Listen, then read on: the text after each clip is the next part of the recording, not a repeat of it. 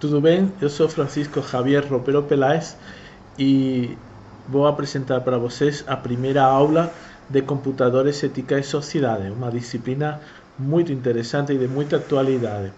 Olha, o primeiro que vocês sempre perguntam como vão funcionar as aulas. Vai ser assim, eu vou realizar um vídeo, eu vou encaminhar o vídeo um dia ou no mesmo dia da aula e durante o horário da aula, na segunda hora que está programada a aula, vamos discutir as dúvidas de vocês. Nesta, por exemplo, a primeira aula, vamos dedicar a segundo horário da aula para dúvidas, por exemplo, com relação às provas, com relação à avaliação, etc. De repente, não tem muitas questões ou pode ter várias questões.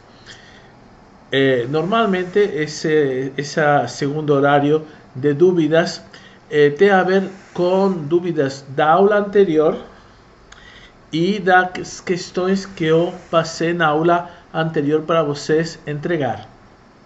Então, por exemplo, na aula anterior eu fiz uma pergunta. Ao longo do vídeo, fiz a pergunta e vocês têm alguma dúvida de como responder? Bom, então nessa segunda parte da aula, vocês vão perguntar, olha professor, eu não entendi bem o que você quis falar, ou eu achei isto, o que você acha? Vamos escutar os outros colegas, porque as perguntas são perguntas abertas, não são perguntas com uma única resposta. Normalmente nesta matéria, sempre os assuntos podem ser passíveis de ter ideias diferentes. Então, nós vamos escutar as opiniões dos outros, vamos tentar, de repente, acrescentar o nosso conhecimento, porque muitos de vocês já são da área, vocês já trabalharam, alguns de vocês na área, podem aportar coisas bem interessantes, e para isso que nós vamos dedicar a segunda hora de cada aula. Então, em cada aula, como já falei, eu vou fazer uma pergunta e vocês têm 9 dias para encaminhar a resposta para o e-mail que está aqui abaixo, computaçãoeticajavier, né, @gmail.com, tá?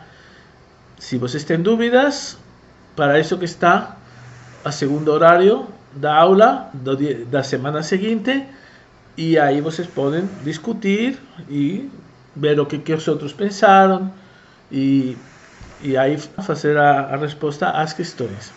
Já na prova, talvez vocês já tenham feito outras provas com outros professores, vai ser assim, ao longo do dia, vocês encaminham um e-mail, qualquer e-mail, para esse endereço aí, para o endereço da disciplina. Eu vou programar o e-mail para dar uma resposta automática. E nessa resposta vocês vão ver que tem um link, e nesse link vocês vão clicar e aí vai aparecer a prova de vocês, e a partir desse momento vocês vão dispor de 2 horas para terminar a prova, tá? Normalmente dá para saber a nota pouco depois de ter encaminhado a prova. E a nota final será calculada com essa fórmula. Vocês veem que o P é a nota da prova, a prova única, e o Q é a nota média dos exercícios, que serão passados em cada vídeo, verbalmente. Aí, observa o seguinte, se vocês tiram, vamos supor, um 7, valor P 7, e vamos supor que o Q das questões é um 10. Então, vocês vão ter que colocar Q 10 multiplicado por 0,04, vai dar 0,4, aí vai somar com 1,4 e multiplica o P, que é o 7. Então, 7 multiplicado por 1,4, que eu acho que vai dar 9, alguma coisa, tá? Então, observa o seguinte, não fiquem confiados, porque se a nota da prova é muito baixa, não vai adiantar muito a nota dos exercícios, porque nesse caso, vamos supor que a nota seja, que não vai ser com certeza, um 1. Vocês têm a nota P igual a 1, e aí o Q é 10. Então vai ser 1 mais 10 multiplicado por 0,04, 1,4, que você multiplica pelo 1 da prova, o resultado vai ser 1,4. Ou seja, vocês veem que não adianta muito as questões. As questões ajudam quando a nota da prova é uma nota aceitável. Por exemplo, um 7 aí ajuda bastante. Mas se for uma nota muito baixa da prova, as questões não ajudam muito. Então, fiquem com cuidado nisso, não fiquem confiantes, achando, não, eu respondi todos os exercícios, com certeza vou ter uma nota garantida, uma nota alta. Não, depende da nota da prova principalmente. Olha, vamos ter diferentes fontes de informação. A principal é o livro Ética na Computação, uma abordagem baseada em casos por Robert Barger. Na verdade, a grande maioria dos meus slides estão baseados nesse livro. Então, quem não quiser comprar não tem problema, porque basicamente vai ser o que eu vou falar para vocês. Então, prestando atenção nas aulas, nos vídeos, vocês não vão precisar comprar o livro. E, além do mais, eu tento sempre nas minhas aulas simplificar os conceitos. Então, vocês acredito que vão precisar menos tempo assistindo ao vídeo do que estudando pelo livro. Além do mais, o livro já é um pouquinho antigo, 2010, e tem muita coisa que aconteceu neste meio termo que eu vou passar para vocês. Esse mesmo livro está em inglês, também vocês podem comprar, se quiserem, pelo Kindle, aí vocês poderiam ler no próprio celular ou iPad. E depois tem este outro livro também muito bom em inglês, Computer Ethics Analyzing Information Technology, de Deborah Johnson. E outras fontes de informação são uma que eu acho bem interessante, são os próprios episódios da série Dark Mirror.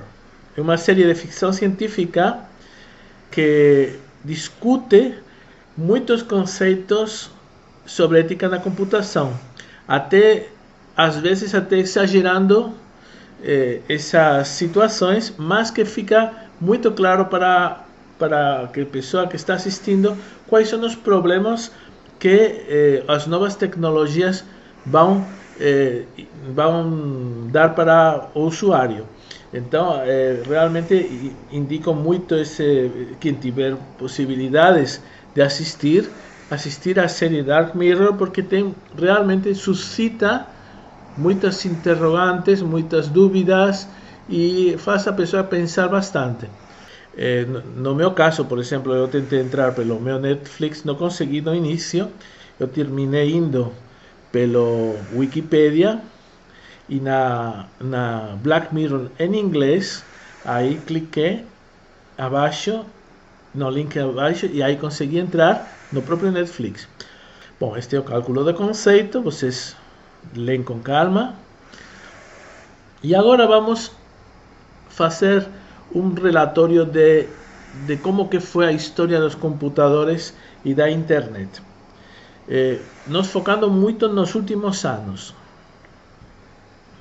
Olha, realmente o ser humano já utilizou alguns materiais e algumas ferramentas para fazer as computações, os cálculos. E realmente o primeiro computador digital foram os dedos, as mãos e os pés. As pessoas utilizavam para contar. E nós vemos nas cavernas essas mãos que estão impressas nas paredes das cavernas.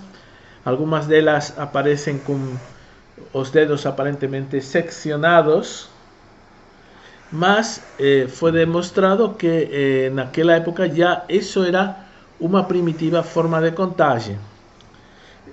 Depois, no ano 3000 a.C., já o pessoal começou a utilizar o chamado ábaco.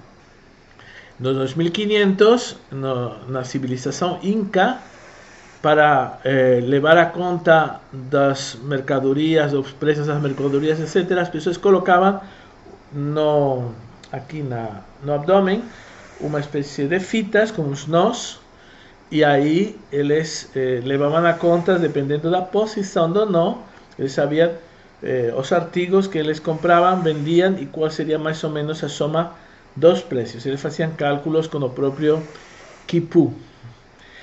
E temos também o ábaco chinês, que vem do ano 1000 a.C. e ainda é usado. Eu, quando morei no Japão, tinha pessoas que, ao invés de utilizar a calculadora, utilizavam ainda o ábaco para calcular, digamos, o preço final do conjunto de itens comprados. Olha, o primeiro computador mecânico aconteceu na era da máquina de vapor, na primeira era industrial. Em 1820 foi desenhado por Charles Babbage e era um computador realmente muito primitivo, mas podemos falar que era computador porque era programável. Se você alterava a posição de alguns engrenagens, você podia alterar o que ele estava fazendo, a programação desse computador. Então era chamado Analytical Engine. Bom, como continua a história dos computadores? Houve necessidade de fazer umas estatísticas com o censo para dos habitantes que tinha em Estados Unidos, e tinha que fazer os cálculos, as estatísticas de um modo relativamente rápido. Este Hermann Hollerith, no final, as máquinas dele terminaram sendo a empresa IBM, depois de um tempinho. Mas assim, o que foi mais importante para os computadores foi realmente os algoritmos que estão dentro dos computadores. E foi George Boole quem criou a álgebra booleana, que funciona em todos os computadores. O George Boole era uma pessoa inglesa, autodidata, muito inteligente realmente, porque ele estudou por conta própria e terminou dando aula nas melhores universidades da Inglaterra. E ele criou, a partir da lógica aristotélica, a partir dos silogismos, não sei se você se lembra, este tipo de lógica. Era uma lógica que funcionava a partir de sim e não, a partir de verdade e não verdade, como aqui neste exemplo que pretende ser engraçado. E utilizava vários operadores lógicos, como o operador OR, AND, NOT e outros. Acima das variáveis lógicas que já falamos: sim, não, verdade, mentira. Na verdade, esse tipo de álgebra foi aprimorada depois por Alan Turing, que vemos aqui, que além do mais, ele fez o primeiro computador teórico. Como que ele aprimorou a álgebra booleana? Ele mostrou que somente precisavam ser 3 funções lógicas para todos os cálculos: AND, OR e NOT. Então ele aprimorou simplificando. E na verdade ele criou, nesse afã, nesse querer simplificar, ele conseguiu criar o primeiro computador teórico, que é o computador mais simples, que foi chamado máquina de Turing. Então ele pensou, idealizou como que deveria ser um computador o mais simples possível para realizar todos os algoritmos que possam ser pensados. E realmente ele pensou bastante, porque o trabalho dele é bem complicado, pode parecer uma coisa simples, mas eu tentei entender, e era um artigo bem longo, 30, 40 páginas, e até chegar na conclusão que uma máquina, um computador o mais simples possível, teria que ter este tipo de elementos. Primeiro, uma fita sem fim, onde iam ser escritos ou apagados um conjunto finito de símbolos. Aqui aparece, por exemplo, zeros e uns. Mas na primeira máquina de Turing podiam ser outro tipo de símbolos, por exemplo, letras, mas sendo finitos, ou seja, estamos falando de 25 letras, então vamos somente limitar o número de símbolos para 25 letras, não dava para aumentar ou diminuir, tinha que ser sempre o mesmo, tá? Então esta máquina que tinha um cabeçalho, que nós vemos aí representado com um desenho meio que engraçado, nesse cabeçalho existia um programa, todo um programa que era aquele que dizia, olha, se obtivermos na fita um valor tal, aí vamos mexer o cabeçalho para a direita e vamos escrever na fita outro valor. E assim por diante. Ou seja, o cabeçalho, ele lia, escrevia e apagava símbolos e se deslocava. Ou o cabeçalho se deslocava ou a fita com relação ao cabeçalho. Qualquer uma das duas opções era possível. Bom, então foi demonstrado que esta máquina tinha uma propriedade chamada computabilidade universal. Então, ¿qué significa? Qualquer algoritmo, qualquer sequência de cálculos pode ser realizada por essa máquina. E então, olha, já tendo em consideração que esta máquina consegue fazer isso, todos os computadores se inspiraram nesta máquina para depois poder fazer esse tipo de máquinas mais sofisticadas. Bom, depois de Turing, o Claude Elwood Shannon foi um cara, aí está a foto do cara, muito simpático, era engenheiro, trabalhava nos laboratórios Bell, era uma pessoa que gostava do que ele fazia, ele realmente desenhou muitas invenções e nós já conhecemos ele pelo algoritmo que calcula a quantidade de informação, mas também na tese de mestrado dele, ele foi o primeiro a aplicar a álgebra de Boole no análise e desenho de circuitos lógicos, ou seja, aquelas entidades que eram, digamos, operações lógicas AND, OR e NOT, ele conseguiu criar circuitos eletrônicos que fizessem aquelas operações. E a partir disso, ele conseguiu fazer computadores que utilizavam essas operações.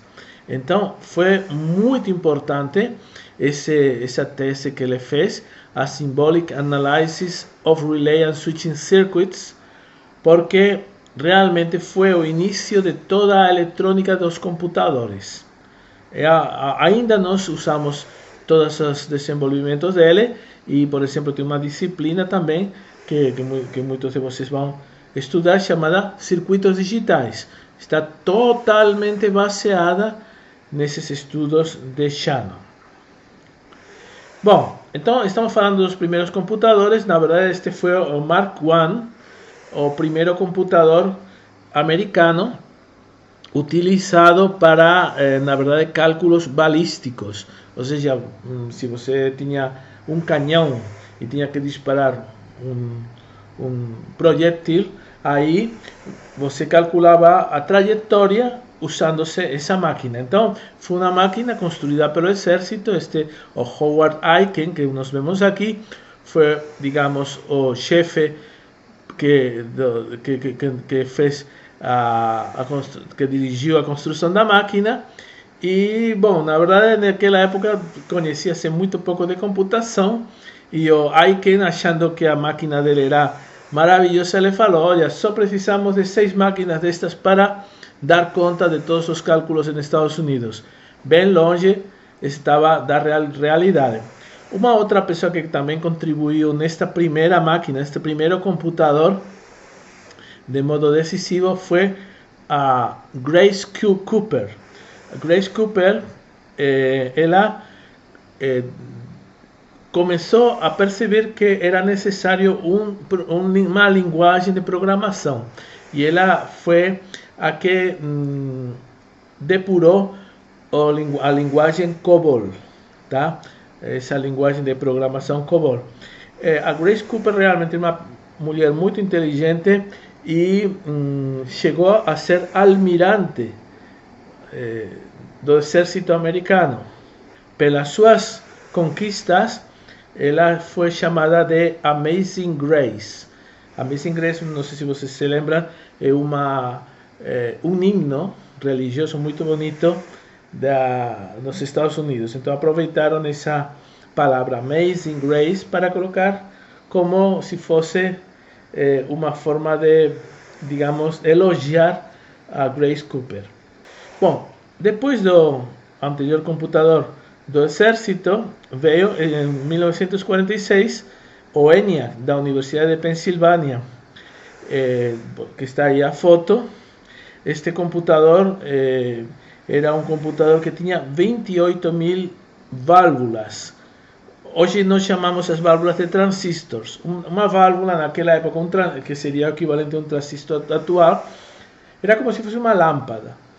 Então, quando trabalhava computador, dizia-se que fazia oscilar a energia elétrica de toda a Pensilvânia. Não sei se de um modo um pouquinho exagerado, mas realmente eram 28.000 válvulas, eram 28.000 lâmpadas, e o computador programava-se com fios.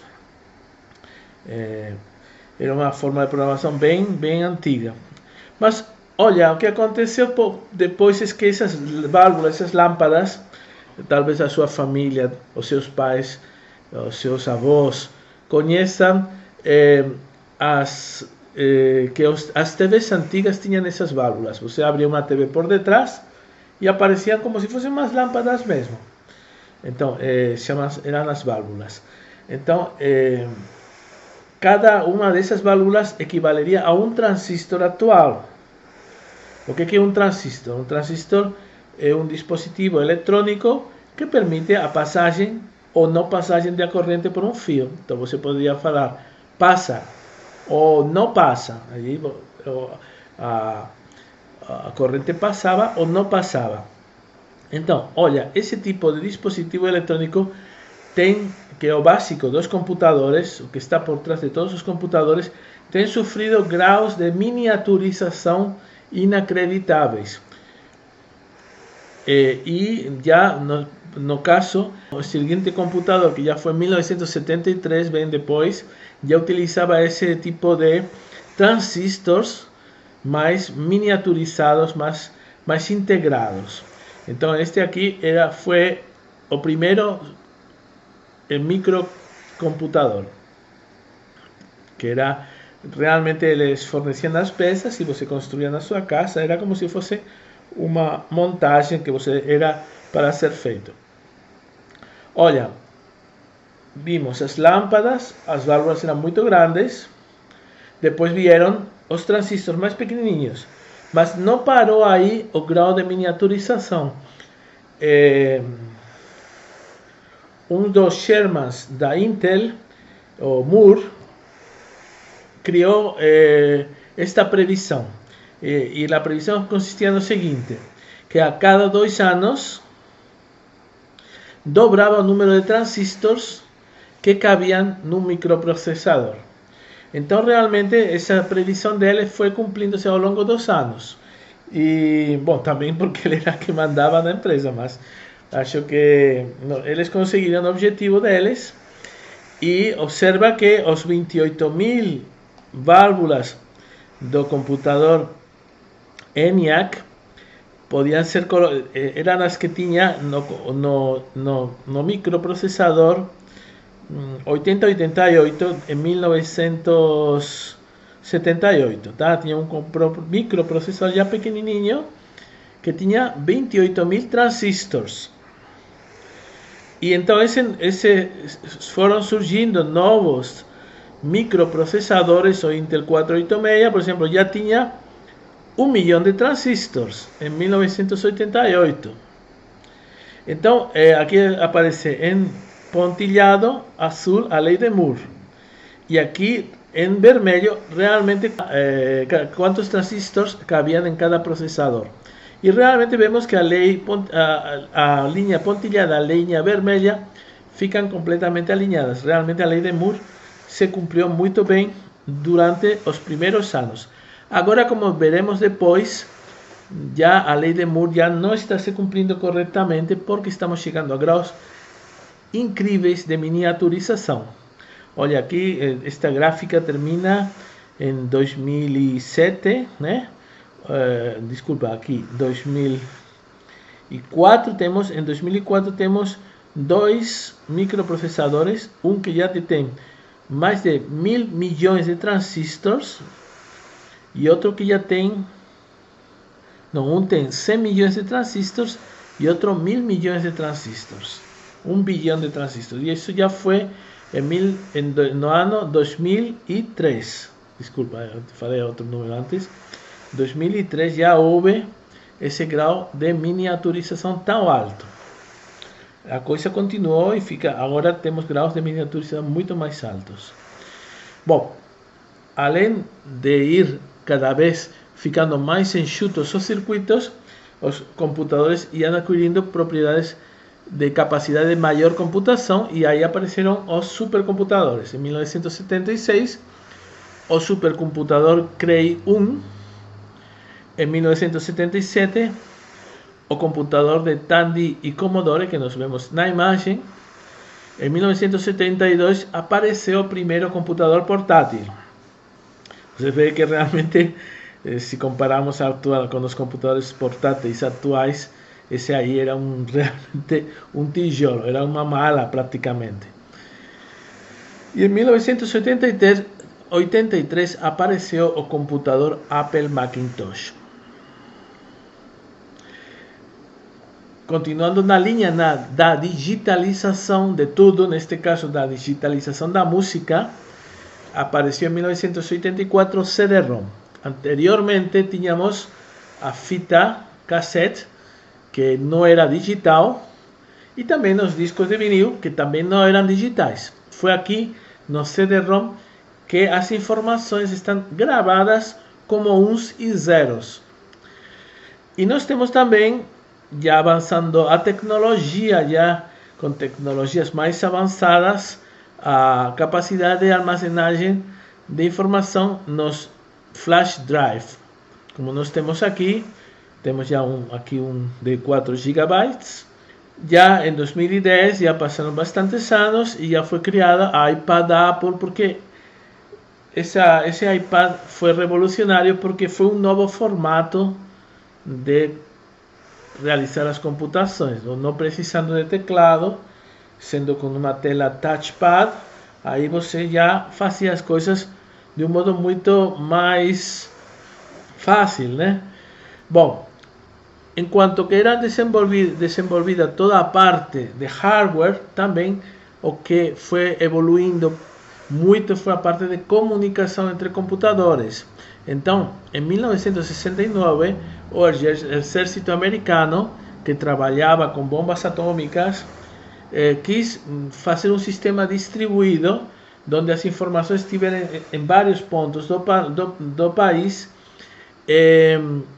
que se intercomunicassem para, no caso de ter um ataque nuclear, a rede continuar funcional e permitir todas as operações, porque realmente neste caso era para interligar os fornecedores dos materiais para realizar equipamentos militares. Então realmente esses fornecedores, em uma guerra, tinham que continuar interconectados, e mesmo que tivesse um nó ou um grupo de nós que falhasse. Depois esse ARPANET virou a internet, que é a rede de redes. Então nós tínhamos uma rede já dedicada a essa tarefa, vamos supor que tínhamos outra rede dedicada a outra tarefa específica. A forma de interligar as diferentes redes que foram aparecendo foi a rede de redes chamada internet, a partir dos protocolos TCP/IP. Já em 1979, Tim Berners-Lee do CERN, na Suíça, Conselho Europeu da Pesquisa Nuclear, inventou a World Wide Web, ou simplesmente a web. O que é a web? Bom, todos vocês sabem. Na hora que vocês colocam no endereço da internet www, vocês já está se dirigindo a uma página específica da internet.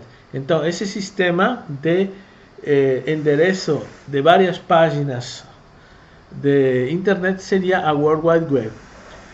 Antes disso, a rede era usada simplesmente para comunicar, como se fosse um telefone, como se fosse uma como uma linha de telefonia ou telegrafia entre vários nós. Agora já não, agora já cada pessoa podia acessar esses nós a partir de uma codificação www. Já em 1990, aquela rede que era uma rede dedicada para assuntos estratégicos virou pública e foi usada pelos usuários comuns. Em 1993 foi inventado o primeiro motor de busca, Yandex. Teve outros, Altavista, por exemplo, eu me lembro que foi dos primeiros que usei, etc. Em 1996, a Nokia desenvolve o primeiro celular com internet. E já no ano 2000, tinha no mundo mais de 1.000 milhões de páginas em internet. Cuidado, porque esse número 1.000 milhões, vocês falam 1 bilhão, está certo. Mas cuidado porque 1 bilhão nos Estados Unidos e aqui, todo mundo entende, é 10 elevado a 9. Mas se vocês vão na Europa e vocês falam, a internet tinha no ano 2000 1 bilhão, eles vão entender um número diferente, porque 1 bilhão na Europa significa 10 elevado a 12, ou seja, seria 1.000 bilhões em Brasil. Então, cuidado com a palavra, sempre cuidado com a palavra bilhão. É uma palavra agora que antigamente não era muito usada, mas como vocês veem já, aqui temos uma utilização da palavra bilhão, na genética também, e na neurociência também é muito usada esses valores muito altos. Só que tem valores, significam coisas distintas. Na Europa, 1 bilhão é 10 elevado a 12, na Europa e também nos países da América Latina, enquanto que nos Estados Unidos e em Brasil, 1 bilhão é 10 elevado a 9. Em 2001 foi criado o Google Earth. Eu achei excelente esta descoberta.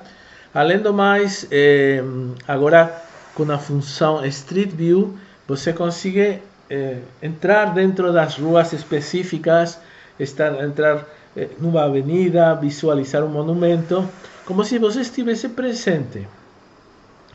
Então, isso foi uma conquista dos criadores do Google Earth, e realmente o Google Earth foi uma invenção muito interessante e que as pessoas fizeram com uma grande dose de altruísmo, porque realmente no início era de pago.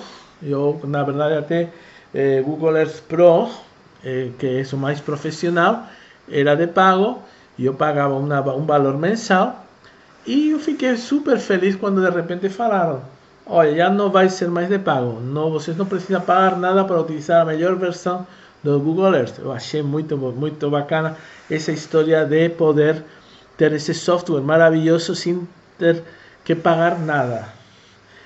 Depois temos, em 2001 também foi criada a Dark Web. O que significa Dark Web? Bom, temos a Deep Web, profundo, Deep Web.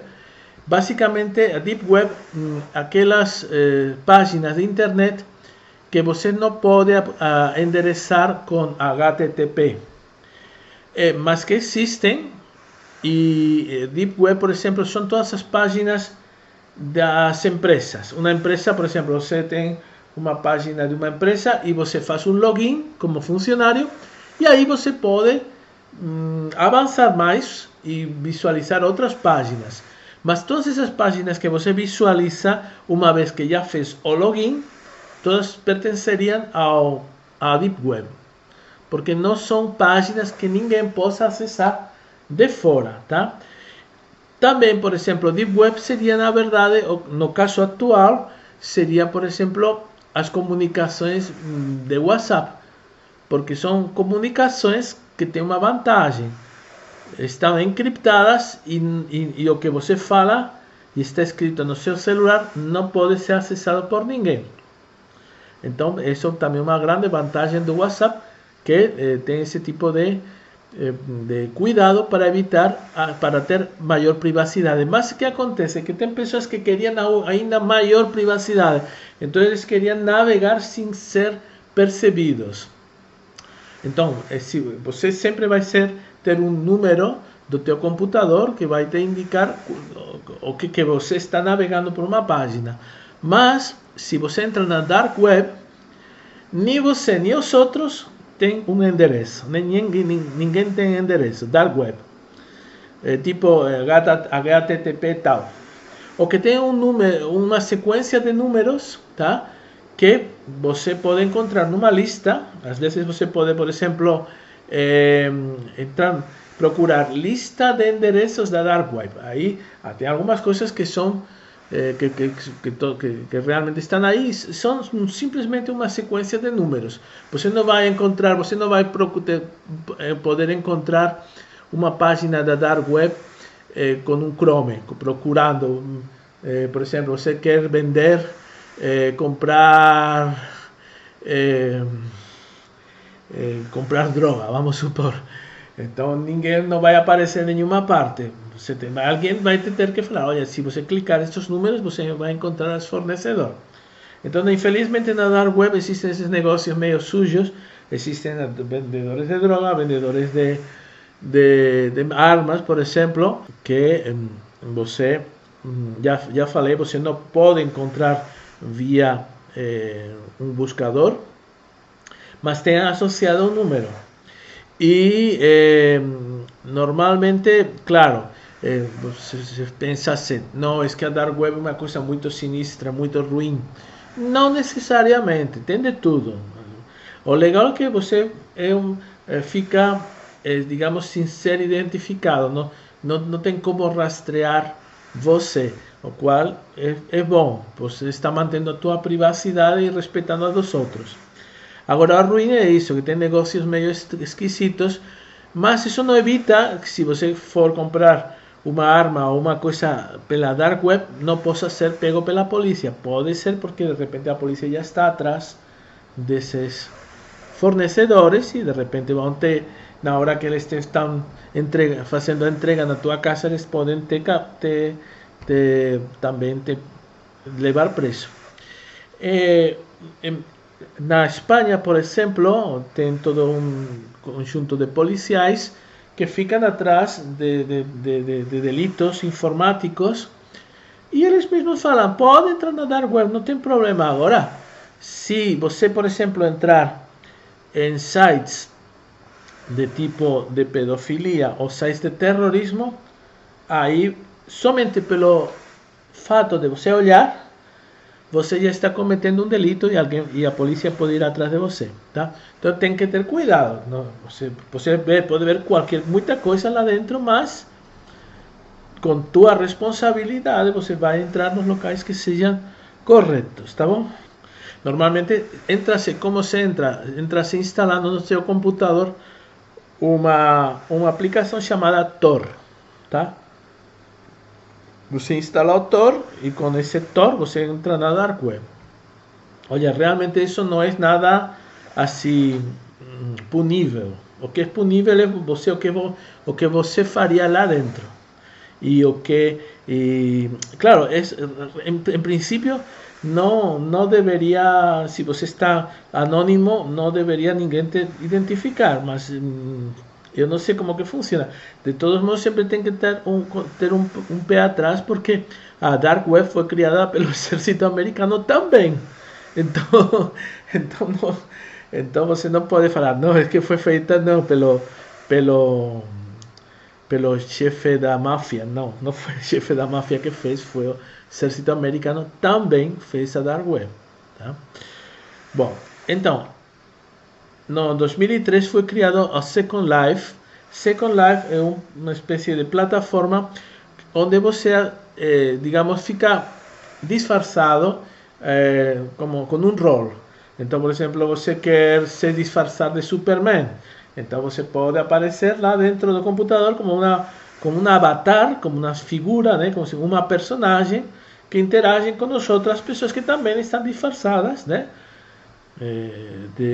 E se interage com as pessoas, como ao invés de falar, digamos, com uma sequência de letras, você está falando mais através de uma personagem que você criou num médio, como se fosse pode ser uma cidade, pode ser uma praia, pode ser um castelo, pode ser muitos locais e aí você interagir com os outros avatares que estão nesse momento.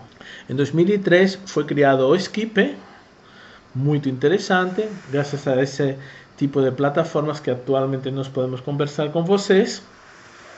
E, por exemplo, no meu caso, que eu sou espanhol, me comunicar com a minha família, puxa vida, isso não tem preço, essa possibilidade de você estar em comunicação com a sua família desde tão longe.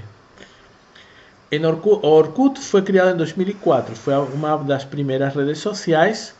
Neste caso, era uma rede social para juntar pessoas que tivessem a mesma afição, o mesmo hobby, ou os mesmos, digamos, gostos, então, ou os mesmos problemas também. Por exemplo, grupo de aracnofóbicos, grupo de depressivos, né? O grupo de pessoas que gostam de tocar o violão, etc. Mas não teve muito sucesso. Eu achei bem interessante, mas não teve sucesso porque em seguida veio ao Facebook. Então o Facebook de algum modo, digamos, ultrapassou o Orkut. Vocês conhecem bem o Facebook, assim não vou precisar falar muito do Facebook. Também não vou falar muito do Twitter, que é uma coisa que vocês utilizam e que permite mandar uma mesma mensagem para muita gente, para muitos seguidores. Em 2006 foi criado o Bitcoin, uma criptomoeda muito usada na Dark Web. Em 2001 já foi criado o smartphone. Bom, tudo que leva esse calificativo de smart envolve inteligência artificial e também, infelizmente, envolve uma cessão da tua privacidade. Então, na hora que você está já usando um smartphone, de algum modo você já está sendo gravado, os teus dados, as tuas informações já estão sendo arrecadadas para propaganda, etc, etc. Infelizmente, não tem. Pelo WhatsApp tem a segurança, porque já falei que está criptografado, mas se você utilizar outro tipo de programas no smartphone, aí eles vão poder saber a tua localização, vão poder saber as tuas preferências, vão poder saber tudo o que você busca e criar todo um histórico, um perfil de você. Logicamente a utilidade é muito grande, que ninguém vai discutir, que você pode se comunicar de vários modos, isso tem uma utilidade enorme, mas tem o risco da falta de privacidade, que esses dados vão terminar passando para empresas. Em 2009 foi criado o WhatsApp, eu acho que não preciso comentar muito, quase todos vocês usam esse WhatsApp. E em 2011 foi criado o WeChat. WeChat é como se fosse o WhatsApp da China. Já o WeChat é muito mais complexo. Ele tem possibilidades de você acessar conta do banco, você tem muitas possibilidades, como por exemplo um sistema de crédito social. O problema do crédito social é assim: você tem uma nota associada a você, que vai de 0 a 200. Então, em função das tuas interações com os demais, essa nota pode subir, chegar a 200 se você for um excelente cidadão. Mas se você tiver um problema de automóvel, bateu o carro, aí os 200 já baixa um pouquinho. Se você brigou com o colega da empresa, você vai o teu crédito social vai abaixar. Se você ficou sorrindo para todo mundo acha que você é muito engraçado, vai subir um pouquinho. E assim por diante. O problema é que em função do teu nível, você vai poder ou não acessar algumas lojas, por exemplo. Se você, por exemplo, tiver um crédito social muito baixo, você vai querer ir numa loja muito requintada para comprar um vinho e eles não vão te autorizar. Então, de repente você não vai poder comprar tudo o que quiser, ou não vai poder entrar num prédio num parque de diversões, porque você tem um crédito social muito baixo. Puxa vida, vocês logicamente acham isto muito ruim, mas para chineses em geral, eles vêm da filosofia do Confúcio, onde o que mais importa não é a liberdade individual, o que mais importa é a harmonia social. Então eles às vezes abrem mão da própria liberdade para criar um sistema de harmonia social. E infelizmente, pois eu acho que aqui não vai funcionar. Ou felizmente melhor, né? Porque nós não estamos, a nossa filosofia é outra, não vem do Confúcio, vem do cristianismo, onde tem uns valores mais baseados na liberdade, individualismo, etc. E não, por isso nós, na nossa cabeça nós não admitimos esse tipo de coisas. Mas, puxa, mas mesmo assim eles vão querer colocar com certeza. Porque na verdade, assim, atualmente já não existe mais a direita e a esquerda como era antigamente. Agora existem duas posições. Você está do lado do globalismo, que seria este caso, uns líderes decidem o que você faz, e você, pela harmonia social, pela ecologia, por não fazer guerras, para não sair da média, você vai concordar. Então, essa seria a filosofia globalista.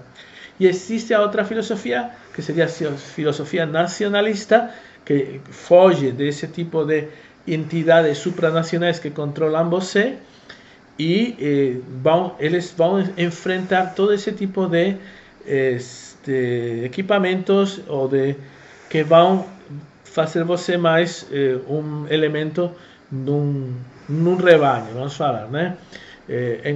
Então temos essas duas opções atualmente, mais do que direita e esquerda, parte política. Agora está, por exemplo, vai estar as eleições de Estados Unidos, onde nós vamos ver que mais do que líderes de republicanos e demócratas, o que importa realmente se o líder está mais posicionado do lado do globalismo ou do lado do nacionalismo, tá?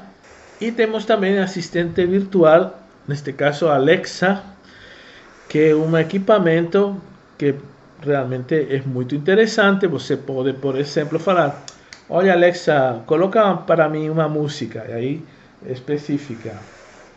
E ela entende e te coloca essa música. Olha, eu poderia ler para mim o livro de Mark Twain, tal? Ele vai te ler o livro. Alexa, quando que vai ser a minha próxima reunião com fulano? Então aí ela te responde. Então, tudo bem útil, bem interessante. O problema, assim, que este tipo de equipamentos são smart. E quando tem smart, a palavra smart significa que os dados podem ser gravados. E realmente esse Alexa vai ter gravado em alguma parte dela o teu perfil, e vai te conhecer melhor do que qualquer pessoa, que qualquer familiar. Outros equipamentos, por exemplo, o equipamento de sugar o lixo, que tem um robozinho, né? Sugador de lixo.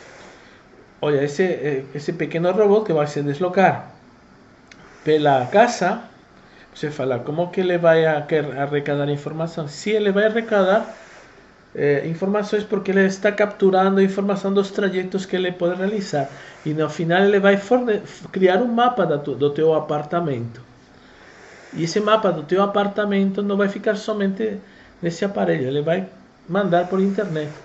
Então, basicamente, esse é o problema dos equipamentos chamados smart. A privacidade fica muito limitada. E claro, nas mãos de pessoas normais não tem problema, eles não vão usar nada em contra de mim. Mas e se alguém quiser utilizar na sua contra? Bom, então o problema é esse, né? Será que confio? Será que não confio? Também temos a computação vestível, como o relógio inteligente, que surgiu em 2013, os capacetes de realidade virtual, para você estar num meio onde você, mexendo a cabeça, parece que realmente todo o ambiente muda de posição, como se você estivesse mesmo num ambiente real. y o Google Glass, que es como si fuese un pequeño computador no teus óculos. Este Google Glass que achei muito interessante, o problema é que somente é vendido em alguns países. Imagino que seja por motivos de segurança, de antiterrorismo, contra o terrorismo, etc. Mas infelizmente somente utilizado em Estados Unidos e alguns outros países angloparlantes. Olha, temos também o tema da computação implantada. Já em 1998, o diretor de cinema Aaron Russo, nesse vídeo aí que vocês têm, ele alertava que algumas pessoas muito ricas, por exemplo, famílias muito ricas do mundo, queriam implantar em todo o mundo este chip. Todo mundo deveria ter um chip aqui nesta parte da mão para registrar todo o histórico de saúde. Era o que eles falavam. Aí você chegava no hospital, ninguém precisava procurar os documentos, que você já levava toda a tua documentação aqui no próprio chip. Tá? O problema é que também o objetivo dessas pessoas poderosas era colocar no chip dados da tua conta corrente de dinheiro. Aí não precisava ir no banco, nem estava aí. E se você queria, digamos, podia tirar dinheiro do teu chip e passar para outro chip distinto. O problema de todo isto era assim, também era uma forma de controle social, porque à distância esses chips podiam ser alterado o conteúdo. Então alguém podia falar, olha, esse cara roubou, esse é um criminoso. Então, como ele é um criminoso e está perseguido pela justiça, vamos zerar a conta bancária dele, vamos zerar o chip. Então, no teu chip, eles podiam zerar o valor do teu dinheiro. Ou eles poderiam, no caso, que isso já foi patenteado, eu vi a patente já faz um tempinho, se você, vamos supor, for um criminoso, estava na cadeia, e eles podem colocar uma droga dentro do próprio chip, que é liberada, a tua libera a droga que está no chip X6739H. Então, eles simplesmente, clicando no computador, liberavam essa droga e a pessoa, de repente, estava fugindo da polícia, de repente, caía assim no chão. Então, infelizmente, foi muito controverso, muita gente teve muito medo, embora o presidente Barack Obama quis implantar muito, porque falava que era excelente para a regulação do sistema de saúde, para a pessoa já ter todos os dados lá, mas por enquanto não teve essa expansão que esses grandes poderosos queriam que tivesse. Agora, mas mesmo assim não parou esses grandes poderes de querer que todo mundo tenha esse dispositivo, e existe atualmente, foi patenteado faz pouco tempo, este outro dispositivo aqui, selo invisível do MIT, foi patenteado em 2019. Basicamente é como se você tivesse uma tatuagem invisível. Então, quando você é vacinado, na hora da vacina, como isto é feito em tamanhos super pequenos, na hora de vacinar você, eles vão colocar uma tatuagem que vai inserir dentro da pele nanocristais que emitem luz infravermelha. De tal modo que, passando um dispositivo por cima, você vai poder ler o que existe nessa tua tatuagem. E para que pode servir? Realmente o objetivo, em princípio inicial, é assim, em países de África, que não tem muitos hospitais em condições, que não tem documentação dos pacientes, você vacina uma pessoa, na hora que vacinou, registrou que foi vacinada na própria pele da pessoa. Então você vai saber o histórico de vacinação, sem precisar ir num arquivo ou num computador. Então, em princípio, esse era o objetivo Mas o problema é que também é assim, é uma forma de algum modo etiquetar, né? De algum modo limitar a liberdade das pessoas. Este aqui, né, foi criado no ano de 2019, em dezembro, foi desenvolvido pelo MIT, Massachusetts Institute of Technology. Agora vamos falar de uma novidade importante. Bom, também não é tão novidade, o Brain Machine Interface. Na verdade, a palavra Brain Machine Interface foi criado, esse termo foi cunhado pelos cientistas Nicolelis, que está aqui, e Chapin y Nicolelis en Estados Unidos. Eles criaron la palabra en 1997, 1998, o termo Brain Machine Interface. Y esos dos cientistas, Chapin y Nicolelis, en 2002, eles criaron este sistema para inserir electrodos no cerebro de un macaco y a partir de esas informaciones do cerebro, o macaco conseguir mexer um braço robótico. E eles conseguiram mesmo, eles conseguiram realizar esse grande fato de mexer um braço robótico, como vamos ver no vídeo seguinte. Neste vídeo aqui foi feito por outro grupo, mas nós vamos ver aqui um macaquinho que tem o braço direito está aparecendo e o braço esquerdo também está preso. Então, ao invés de o macaquinho mexer o braço esquerdo, ele pensa em mexer o braço, mas o que vai mexer vai ser um braço robótico, tá? E com esse braço robótico, ele vai se alimentar. Neste caso, ele vai pegar umas pipoquinhas e vai se alimentar com o braço robótico comandado pelos eletrodos que ele tem no crânio, no cérebro. O problema de todo este tipo de projeto é o seguinte: precisa ser inseridos os eletrodos dentro do cérebro, não na superfície do crânio, mas dentro. Então, neste caso, por exemplo, vocês não veem, está oculto o crânio dele, mas infelizmente ele tem o cérebro exposto, com os eletrodos por cima. E aí é possível fazer isso. O problema de todo é a infecção que este tipo de procedimentos pode produzir, e pode chegar a produzir uma meningite bacteriana que vai fazer a pessoa morrer, infelizmente. Se a consequência da meningite bacteriana, ou deixar a pessoa com uma lesão cerebral para a vida toda. Mas o Brain Machine Interface foi utilizado posteriormente por pessoas. E no caso do seguinte vídeo, colocaram esse tipo de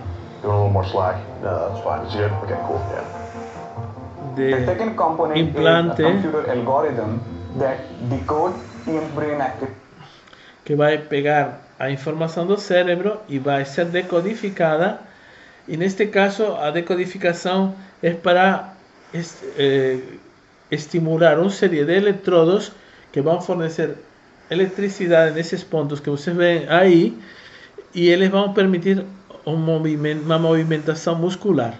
Então, a partir do pensamento da pessoa, ele pode gerar uns impulsos elétricos que vão estimular os músculos, e ele vai conseguir, com muito treino, mexer esses músculos aí. Realmente é muito impressionante o que ele fez. O único problema, como já vimos, ainda temos um implante. Neste caso, realmente foi muito arriscado colocar esse tipo de Brain Machine Interface no próprio cérebro. O risco de meningite bacteriana é alta. E então realmente isso impediu mesmo a evolução da tecnologia, porque senão estaria muito mais avançada atualmente. E neste caso, além do mais, o número de eletrodos é limitado. Ele está fazendo realmente muita coisa com um número bastante pequeno de eletrodos. Imagina se ele conseguisse colocar um número de eletrodos muito grande no cérebro. Ele poderia fazer coisas muito mais sofisticadas. Bom, então vamos avançar mais um pouquinho, né, para terminar esta parte. Bom, então a tecnologia do Brain Machine Interface teve uma grande revirada a partir deste ano, de 2020. Em agosto, no dia 28 de agosto, o Elon Musk apresentou este chip aqui chamado Neuralink. O Neuralink é um chip que vai inserido no crânio, eles perfuram no crânio e colocam no chip, tá? E esses fios que você vê, que estão neste momento como se fossem um plastiquinho, né? São 1024 contatos que vão fazer contato com diversas áreas do teu cérebro, com uma profundidade, neste caso, de 6 milímetros, tá? E tem uma largura, cada um desses cabelinhos, que são de 5 micrômetros, de tal modo que cabem 20 cabelinhos em um cabelo humano, tá? Ele é carregado indutivamente ao longo da noite, tá? E pode funcionar se comunicando através de Bluetooth. A arquitetura antiga do ano passado era a da esquerda, onde, digamos, tinha uma parte que era passível de ser substituída ou alterada, que era detrás da orelha, e tínhamos contatos que já iam depois para o cérebro, mas essa arquitetura foi mudada e atualmente, como já falei, o sistema consiste num pequeno chip do tamanho de uma moeda que vai inserido no próprio crânio, que é perfurado, e os fios vão entrando no cérebro. Toda essa cirurgia é feita com esse robô cirúrgico que está aí, e a cirurgia é feita em menos de uma hora. A pessoa entra e sai do hospital no mesmo dia e pode ser feita com somente anestesia local, não precisa de anestesia geral. Então, um procedimento bastante rápido, e o mais importante de todo, que a parte de segurança e de evitar infecções está quase que garantida. Ou seja, é muito difícil com este tipo de cirurgias feitas com todo este cuidado, etc., etc., que aconteça uma infecção que possa produzir uma meningite. Então, realmente, já foi testado com muitos animais e, em princípio, não houve nenhum problema. Essa é a grande importância do tema, porque até agora tinha passado 20 anos depois da primeira criação do primeiro dispositivo de Brain Machine Interface e não tinha avançado, não tinha ido para frente todas essas patentes que foram criadas, porque não tinha segurança a nível de instalação no paciente. Então, a partir de agora, que nós vamos ter já, o mundo vai mudar. Vamos ter já pessoas que vão colocar para, digamos, acionar um exoesqueleto robótico, a pessoa que tenha um impedimento, ou, na verdade, até poderia colocar qualquer tipo de gadget no próprio corpo. Outro tipo de aplicações seria dirigir os carros Tesla com a mente, a melhorar a visão dos cegos. Nos videojogos, as pessoas que jogam poderiam ter uma, digamos, interação envolvendo mais sentidos do que o próprio sentido da vista, e permitiria colocar um shunt neural na espinha seccionada de um paraplégico. Ou seja, basicamente, se você tem uma seção da espinha, você pode ligar as duas partes da espinha colocando um Neuralink numa parte da espinha e outro Neuralink na outra parte. Eles se comunicam via Bluetooth e fecham o circuito. Então aí a pessoa poderia voltar a caminhar. Eu acho essa uma das melhores aplicações. Também se fala de Consensual and Conceptual Telepathy, que a pessoa se comunicar por telepatia com outra pessoa. De todos modos, algumas destas perspectivas talvez não sejam muito realistas. Por quê? Olha, porque cada cérebro é diferente. Cada cérebro é como tem uma codificação distinta. Quando nós somos crianças, o cérebro coloca as informações, segundo vão chegando, em prateleiras diferentes do nosso cérebro, com códigos distintos. Então, se você precisa se comunicar com outro cérebro, que tem as informações em outras prateleiras, não vai conseguir diretamente. Vai ter que ter um tradutor, tipo uma Alexa da vida. Aí, por exemplo, se você quiser se comunicar telepaticamente com sua namorada, precisa ter um tradutor. Então, o que vocês precisariam fazer? Vamos fazer vários dias, sua namorada e você, tendo sensações diversas, paisagens, movimentos, cores, os dois as mesmas sensações, de tal modo que esse intermediário, esse tradutor consiga ligar os dois cérebros. Mas não vai ser uma coisa fácil, então, é possível, tá? Tecnologicamente é possível, tá? Mas não vai ser tão rápido assim. Realmente o que pode ser mais rápido pode ser o controle do exoesqueleto e o dirigir carros com a mente. Eu acho que não vai demorar muito. Mas tem uns riscos também. Por exemplo, exagero nos gadgets que poderiam ser colocados. A pessoa pode falar, não, é que eu preciso realmente um braço robótico porque estou impedido. Vai ter outra pessoa falando, não, mas eu tenho muito dinheiro, eu não quero um braço robótico, eu quero um par de asas, nem que seja de enfeite, mas que se mexam com a minha mente. Então sempre existem essas pessoas que têm dinheiro e conseguem. Por isso esse tema ético é muito importante, porque podemos dizer, não, vai ter umas pessoas que vão conseguir fazer todas as doidices do mundo e outras pessoas que não vão conseguir porque não têm dinheiro. Então todo esse tema envolve considerações éticas e eu acho que numa sociedade correta, ética, tem que dar as mesmas oportunidades para todos, o pobre e o rico. Se uma pessoa realmente tem um problema, ele é o primeiro que deveria ser colocado esse tipo de dispositivos, tá? E já vamos deixar os caprichos das pessoas ricas para um segundo plano, porque o problema é esse.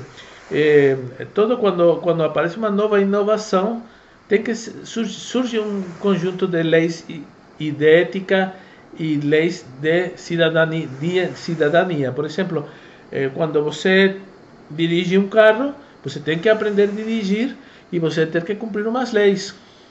Então, se você, por exemplo, colocar um gadget aqui, que for um braço que se abre e se fecha, você não pode abrir e fechar o braço quando quiser no meio de uma multidão e podendo bater em alguém, etc, etc. Então, vai ter que aparecer um conjunto de regras, um curso especializado para controlar bem todo esse tipo de coisas e umas regras e também vamos ter que desenvolver um sistema novo de ética para poder lidar com essas novas situações. Outro problema é a invasão da privacidade, alguém hackear teu sistema. Ou seja, igual que pode ler tua mente, alguém poderia colocar coisas na tua mente.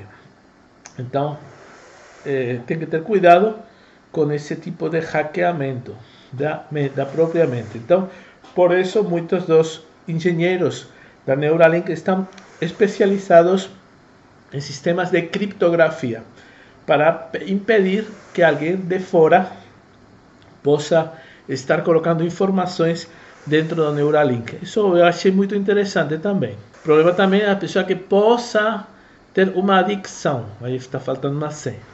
Uma adicção, ou seja, que fique tão empolgado com essas novas percepções da Neuralink, por exemplo, uma pessoa que gosta de videojogos e fica aí super empolgado com aquele videojogo que você parece que é totalmente imersivo, você está sentindo cheiros da paisagem por onde você está caminhando. Então, pode criar adição e fazer de uma pessoa um autêntico parasita, que não vai produzir nada e só vai ficar, digamos, preso nesse mundo interno dele. Outro problema, quando você coloca informações, tira informações do cérebro, é uma pesquisa que nós estamos fazendo e que vai ser publicada agora, atualmente. É assim, o cérebro quando aumenta ou diminui a quantidade de informação que processa de um modo assim abrupto, ele pode ter problemas de tipo Alzheimer. Tá? Então, se você coloca um gadget ou coloca vários gadgets, se você é jovem ainda não teria, talvez não teria problema, mas sendo um pouquinho mais adulto, esse aumento ou diminuição de informação que vai para o cérebro, essa descompensação pode criar Alzheimer. É uma das pesquisas que no meu grupo estamos realizando, logicamente não ainda com Neuralink, mas mostrando que, por exemplo, uma pessoa se aposentou, parou de ter, de fazer um grande esforço com a mente e já fica com uma vida mais tranquila. Bom, nesse momento que teve essa mudança de atividade cerebral, aí começa o Alzheimer, tá? Sempre que tiver outras condições anteriores, mas que não é o momento agora de explicar. Então tem muitas coisas que podem acontecer de riscos. Então o que terminamos pensando sobre isto? Precisamos uma nova ética, uns novos neurodireitos, ou seja, basicamente todo um contexto ético que tem que ser colocado para conseguir lidar com estas novidades, senão vai ser um desajuste completo. Bom, então já falávamos anteriormente, lembra da miniaturização, de como os processadores cada vez tinham mais transistores, tá? A famosa lei de Moore. Atualmente, temos um grafiquinho mais atualizado aqui, já estamos no 2018, tá? E em 2018 temos já que tem processadores com 10 bilhões de transistores, ou seja, um processador deste tamanho, 10 bilhões de transistores. Impressionante. Lembra aquela máquina inicial que tínhamos, o ENIAC, que caía a energia da cidade inteira quando acendia nos 28.000 transistores com os quais ela funcionava? Agora não, agora temos não 28.000, temos 10 bilhões neste tamanho, neste espaço. Mas o problema da lei de Moore que não pode continuar assim. Por quê? Porque atualmente existem dispositivos cuya largura são de 20 átomos. E quando chegarmos a 5 átomos de largura, acontecem efeitos de tipo tunelamento quântico que impede o funcionamento correto dos chips. Isso já estamos alcançando esse nível, ou seja, não vai dar para aumentar o número de memórias, ou seja, a capacidade de memória de um chip. Basicamente, o número de transistores, além de estarem envolvidos em processamento do chip, também tem a ver com a memória que pode ser armazenada. Então, na verdade, assim, atualmente, vocês veem, nos celulares eu posso armazenar fotografias, filmes, um monte de coisas. Estamos chegando no limite. Não vai dar para ter celulares mais pequenos, mais enxutos, com memórias mais pequenas, etc.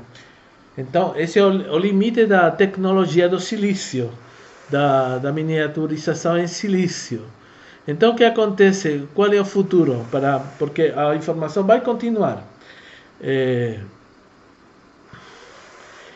A única tecnologia que parece que vamos ter vai ser a tecnologia de armazenamento de informações no DNA, que ainda é muito superior à tecnologia em silício. Dá para guardar mais coisas no DNA do que no silício. Vamos ver agora como. Olha, já foram feitas muitas tentativas e tiveram sucesso. No ano 2010, a equipe de Craig Venter já colocava no DNA de todas as suas criações uma marca de água com o nome da empresa e dos participantes de cada projeto. Você imagina o DNA e escrito no DNA o nome dos participantes do projeto. No ano 2012, o George Church colocou numa fita de DNA um livro inteiro de 5,27 megabits. Aqui temos o cara, aparece esse senhor de barba. Então, lembra, se vocês estudaram biologia, lembra que nós tínhamos as informações do DNA, são 4 letras. São adenina, citosina, timina e guanina. São 4 moléculas. Então, podemos colocar os bits igual a 1, a timina e a guanina, e os bits igual a 0 quando tivermos adenina e citosina. Então, com isso que ele conseguiu escrever o livro inteiro dele, incluídas imagens em uma fita de DNA. Então, a capacidade do armazenamento do DNA ultrapassa a dos sistemas de armazenamento de informação convencionais em silício atuais. Então, qual seria a capacidade de armazenamento de informação do DNA?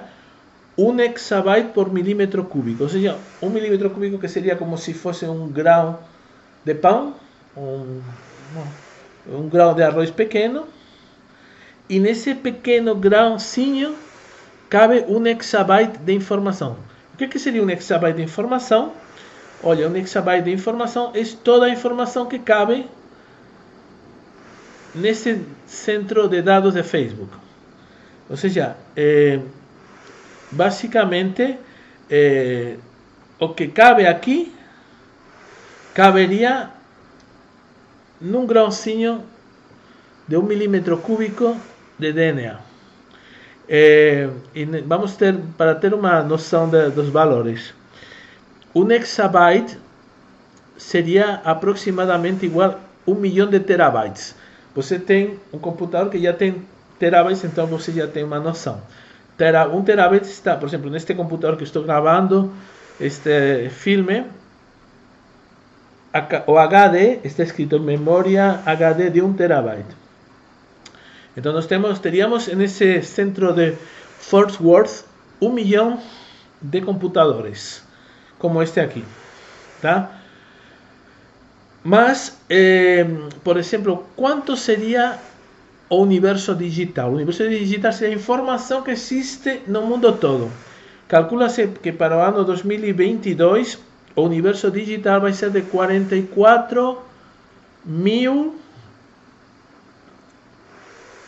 exabytes. Ou seja, como se fosse que seria 44 zettabytes. 44 zettabytes equivaleria a 44 mil exabytes, ou seja, equivalente a 44 mil centros de dados de Facebook. Então, basicamente, o universo digital do mundo todo tem tanta informação como 44 mil centros de dados de Facebook. Isso é para nós termos uma noção. O problema é que a informação só cresce. Atualmente vocês veem estes vídeos que estamos gravando. É muita informação. E precisa locais onde armazenar toda essa informação. São transistores, no fim das contas. Pequenos transistores que servem para armazenar cada bit, 1 e 0, né? Então, no futuro, teremos que escrever e ler coisas do DNA, das fitas de DNA. Mas isso já está funcionando, já que existe uma tecnologia de síntese de oligonucleotídeos para poder escrever a informação do DNA. O que seria um oligonucleotídeo? Vimos que tínhamos 4 letras.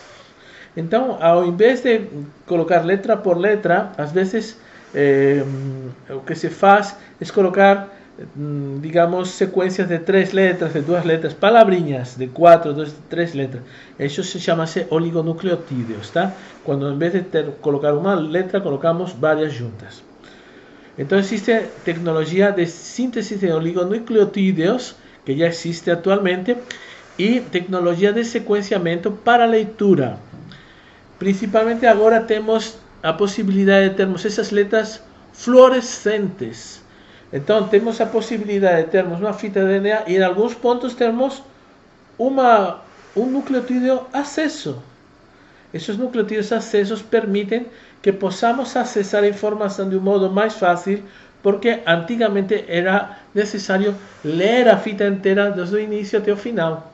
Agora não precisa ser isso, porque tem alguns nucleotídeos que são fluorescentes e você pode ir para um segmento específico do DNA.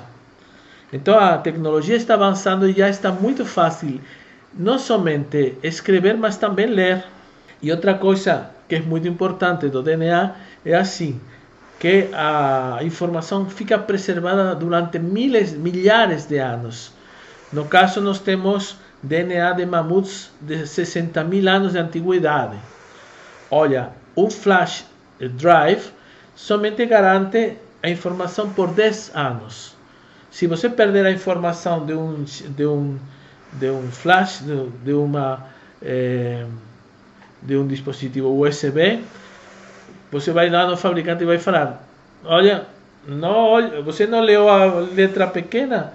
O pessoal que nós fazemos flash drive, nós só garantimos a informação durante 10 anos. Se ultrapassar esse tempo, não tem nada a ver conosco. O que nós podemos garantir são 10. Mas DNA pode ser garantida a informação durante 60.000 anos. Então, por isso que também é uma das garantias, digamos, das vantagens desse tipo de armazenagem de informação. E aqui vemos simplesmente como o custo de ler e escrever no DNA cada vez está indo para baixo. Principalmente a leitura, fala DNA sequencing. Então, significa leitura. Então, significa que cada vez está mais barato ler o DNA, tá? Se vai chegar uma hora que seja muito barato, então vai ser a hora que nós vamos usar o DNA nos nossos computadores. E ainda tem mais. Tem uma coisa já inédita, uma coisa absurda que aconteceu nos últimos anos. É o método CRISPR, uma forma de editar em indivíduos vivos. Por exemplo, um humano adulto.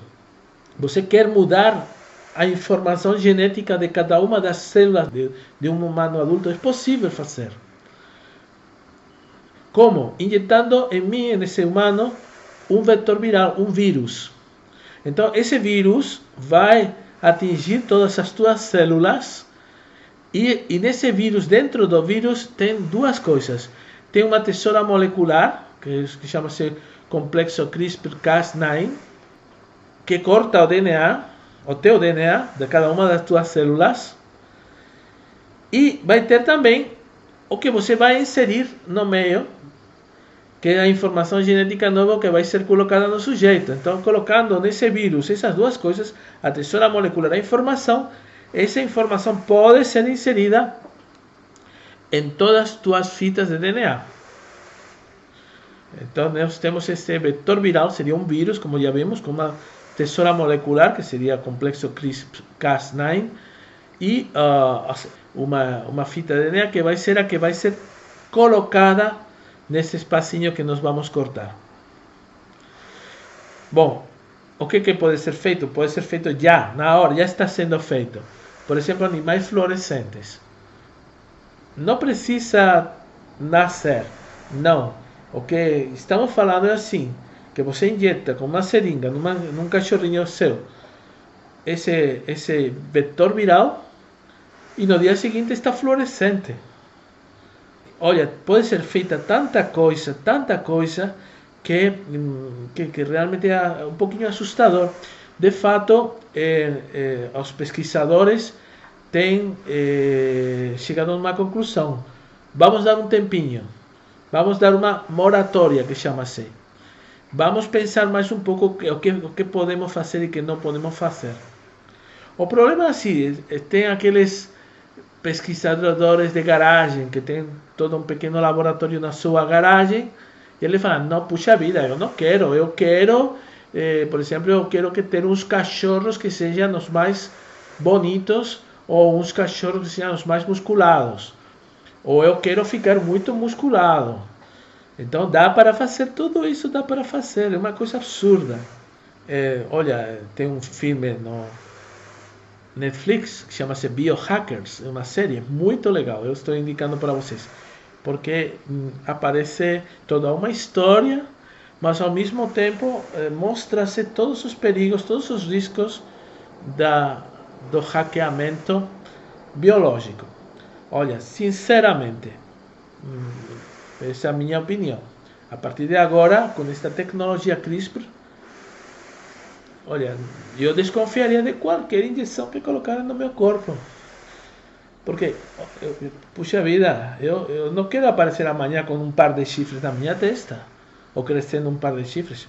Puxa, de verdade, posso parecer exagerado, mas a quantidade de coisas que pode ser feita é inacreditável, tá?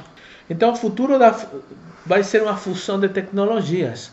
Nós temos o futuro do Brain Machine Interface e o futuro dos CRISPR. Você imagina a capacidade das duas tecnologias de mudar o ser humano. O ser humano pode ser mudado de dois modos. E o que vai acontecer possivelmente é assim, como as duas tecnologias vão evoluir juntamente, vai chegar uma hora em que vamos precisar de uma conformação, uma morfologia do corpo para acrescentar, por exemplo, um braço robótico. E olha, não precisamos ter um ombro um pouquinho mais largo. Então, de repente, vamos usar a tecnologia CRISPR para aumentar essa fortaleza do ombro para você colocar depois um braço robótico. Outro exemplo. Atualmente é possível fazer que os neurônios, quando disparam, fiquem acesos ao mesmo tempo e fiquem acesos com uma cor determinada. Então, por exemplo, no cérebro, quando os neurônios de tipo piramidal disparam, vamos fazer eles ficarem verdes. Enquanto que os neurônios de outro tipo, os neurônios em cesta, quando dispararem vão emitir luz vermelha. O que isso permitiria? Puxa vida, você virou uma árvore de Natal. Tá? Pode falar, outra coisa que eu gostaria, você pode fazer isso em mim, mas deixe meu crânio transparente, o que eu quero mostrar para todo mundo a minha luminosidade.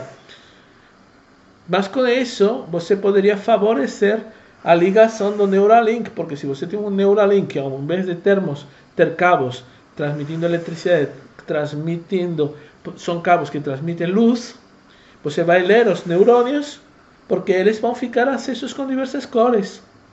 Então, de algum modo, as duas tecnologias vão se juntar. A tecnologia CRISPR, que já existe, tudo isso que falei de acessar neurônios, existe já, é feito, e a outra tecnologia de ler os neurônios. Podemos ligar as duas tecnologias. Então, como já falamos, isso permitiria que os fios do Neuralink fossem de fibra óptica, transmitindo luz de várias cores ao invés de eletricidade.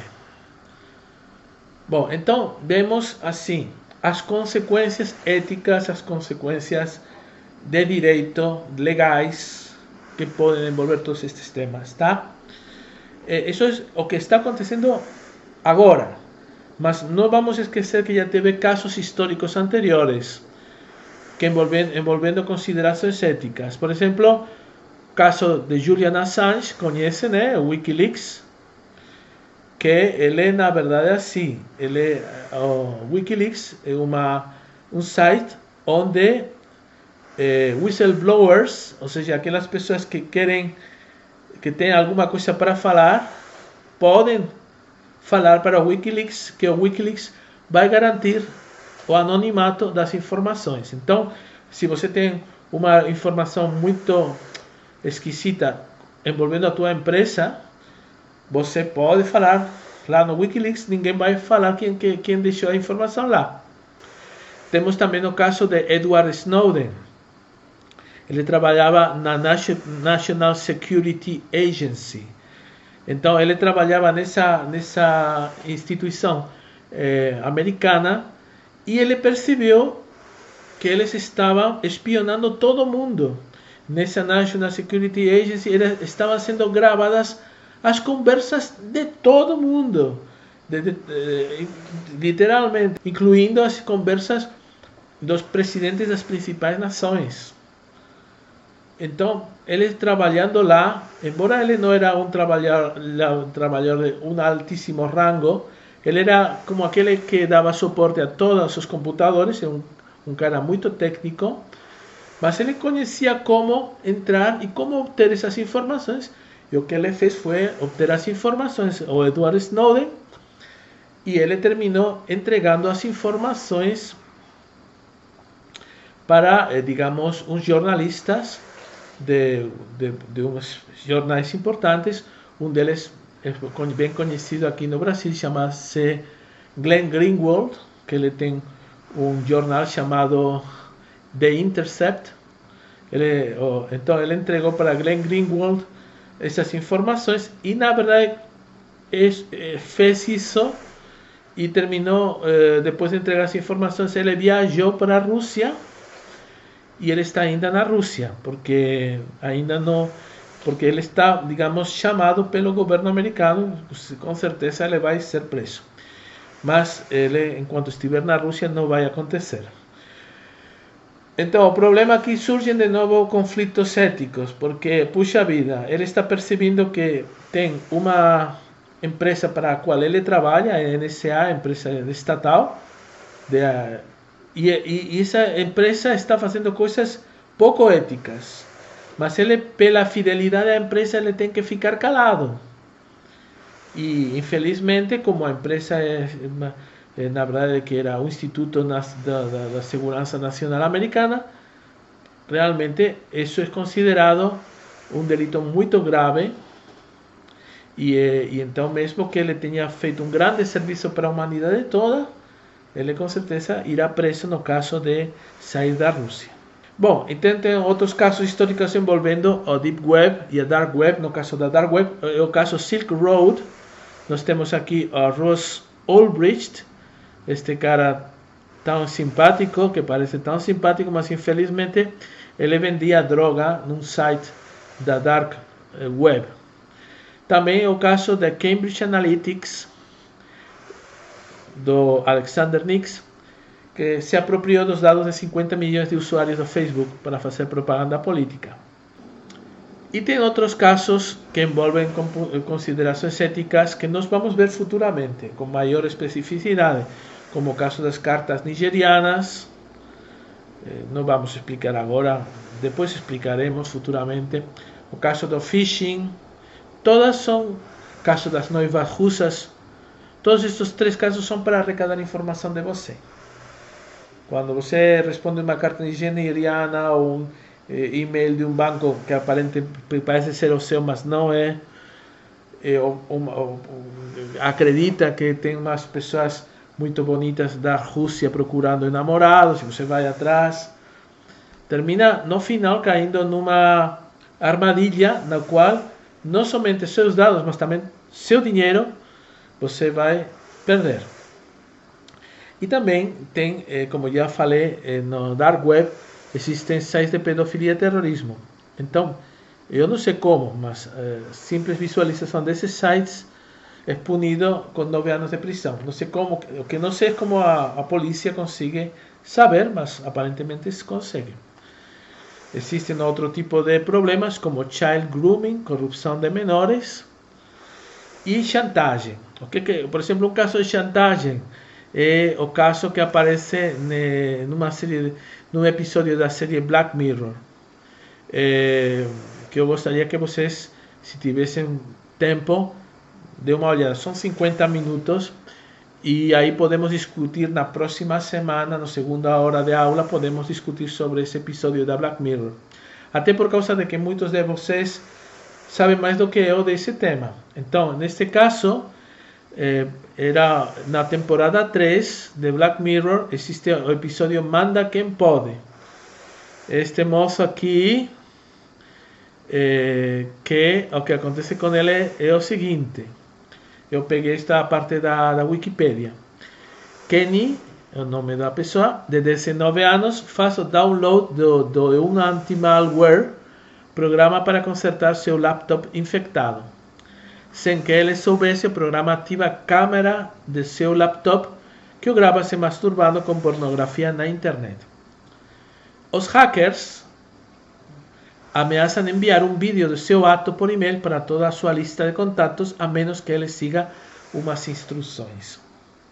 Então, o que acontece nesse filme, eu não vou fazer spoiler do filme, mas basicamente, puxa vida, realmente essas pessoas que invadiram o computador dessa pessoa, do Kenny, terminaram controlando a vida completamente dele. Então, eu vou pedir para vocês responder a esta pergunta que eu vou fazer agora. Como tarefa para a próxima semana, daqui a 9 dias, vocês têm que encaminhar para mim, pelo e-mail que eu informei para vocês, o seguinte: o que você faria para evitar este tipo de situações? Seria a primeira questão. E a segunda questão, no caso de você não poder evitar e cair na cilada, o que vocês fariam, tá? Nessa situação? Olha, se vocês estão perdidinhos, vocês não fazem ideia do que fariam, de isso que nós vamos falar na próxima semana, na segunda hora. Aí vamos fazer um grupinho. Alguns de vocês talvez tenham podido ver o filme. Aí vamos fazer um comentário do filme. E com certeza alguns de vocês possam contribuir com as suas experiências, ou talvez até tenham tido uma experiência ruim desse tipo e possam nos contar. E outros de vocês talvez estejam perdidinhos e não saibam o que responder às duas questões. Então, pode vir também, porque pode se beneficiar da experiência dos colegas e no final poder responder as questões. Então, daqui a uma semana, né, vamos ter essa discussão no segundo horário, e daqui a 9 dias vocês entregam no máximo para mim, no máximo essa data final, essa resposta a essas duas questões, tá bom? Então, nós vemos que temos um monte de problemas éticos que podem acontecer.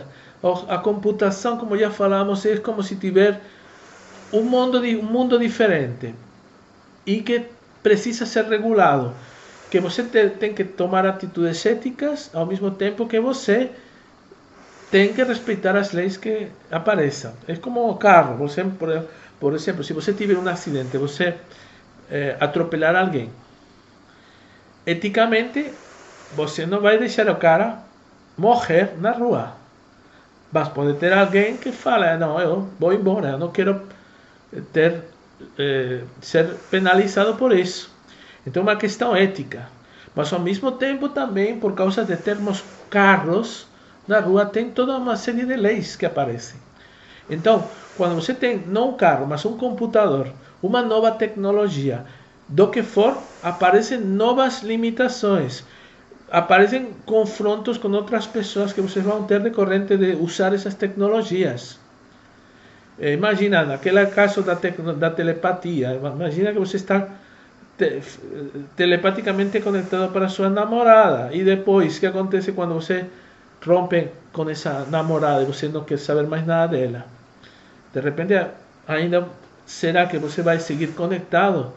Ou quais vão ser os traumas psicológicos que você vai ter na tua cabeça por conta desse relacionamento? Puxa, tem muita coisa que pode acontecer com as novas tecnologias. Então, ética é muito importante. O que é a ética? É a disciplina que trata do que é bom ou ruim, certo ou errado, dos direitos e obrigações morais. Forma parte da filosofia, não da ciência. E também não é da religião, tá?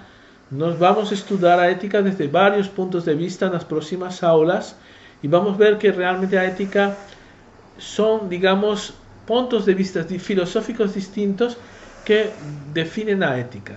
Se você pertence ao pragmatismo, você tem um ponto de vista que define a forma de ver a sua ética. Se você é uma pessoa muito realista ou muito idealista, já vê, digamos, as coisas de uma cor distinta. Nós vamos falar de tudo isso. Então, a ética na computação não é um oxímoron. Eu peguei essa frase do livro. O que é oxímoron? Oxímoron é aquela coisa que uma palavra contradiz a outra. Por exemplo, se você falar eu tenho um fogo que congela. Então, são coisas opostas, fogo e congelar.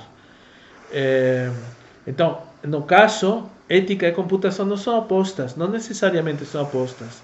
A pessoa pode ser extremamente ético nas suas tarefas que ele faz a nível computacional. Então, podemos sim ter uma ética computacional. Não significa que qualquer pessoa que sabe muito de computação já é um hacker em potência, tá?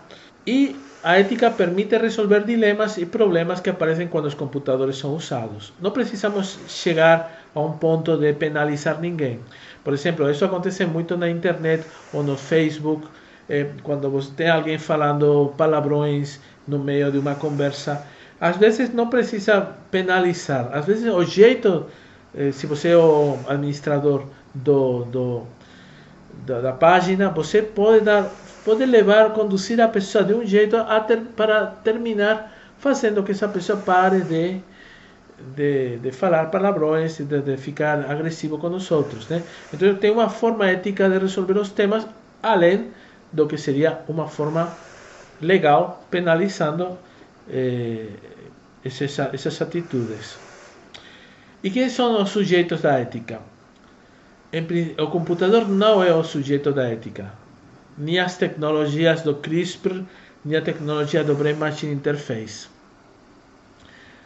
A ética aplica-se aos próprios sujeitos, tá? Que são responsáveis das suas ações. E também às corporações, às empresas, que são formadas por vários sujeitos. Embora alguns sujeitos, por fato de pertencer a uma empresa, não sejam completamente livres. No caso de Edward Snowden, ele pertencia ao NSA, National Security Agency, que estava fazendo coisas muito erradas. Infelizmente, por ele pertencer à empresa, ele se vê obrigado de algum modo a fazer as coisas que a empresa fala que tem que ser feitas. E colocar o sujeito numa situação que, se não quiser fazer as coisas do jeito, neste caso da NSA, vai terminar preso. Então, olha as situações complicadas, né? Às vezes a pessoa não é completamente responsável. Então não podemos falar, puxa vida, esse cara continua na NSA, então é um cara muito maldoso. Não, porque esse cara, se sair, ele vai ficar preso, vai ter um problema muito grave, a família dele vai perder o sustento. Então, essa pessoa fica presa num dilema ético. Então, realmente, seria a empresa, neste caso a NSA, National Security Agency, seria aquela que seria responsável dessa ação, ou gerente da empresa, etc. E já temos falado um pouquinho da diferença entre lei e ética. Pode parecer, em princípio, que o que é certo também é legal e vice-versa, mas não é assim. O que é ético não sempre é legal. Por exemplo, uma pessoa que seja objetor de consciência. No meu caso, eu fui objetor de consciência na Espanha. Eu não queria fazer serviço militar. Eu achava uma perda de tempo eu ficar com uma arma e querendo ver a ver se eu atirava ou fazendo instrução. Eu preferia fazer algo mais produtivo. E aí, o bom, assim, que embora não era legal, eles me deram uma outra alternativa. Eu consegui fazer um serviço alternativo e foi muito produtivo para mim, muito legal, porque eu terminei ajudando crianças com problemas de lesão cerebral. Então foi uma coisa muito interessante, eu aprendi muito, mas em princípio eu tive sorte que tinha essa opção. Inicialmente, a pessoa que não quer fazer o serviço militar na Espanha pode ir preso. Então, o que é legal não é sempre ético. Por exemplo, uma coisa que pode ser legal e não ser ético é a pena de morte. Ou seja, você acha que matar alguém é ético? Não, jamais. Mas nesse caso é legal, porque esse é um criminoso que foi condenado à pena de morte.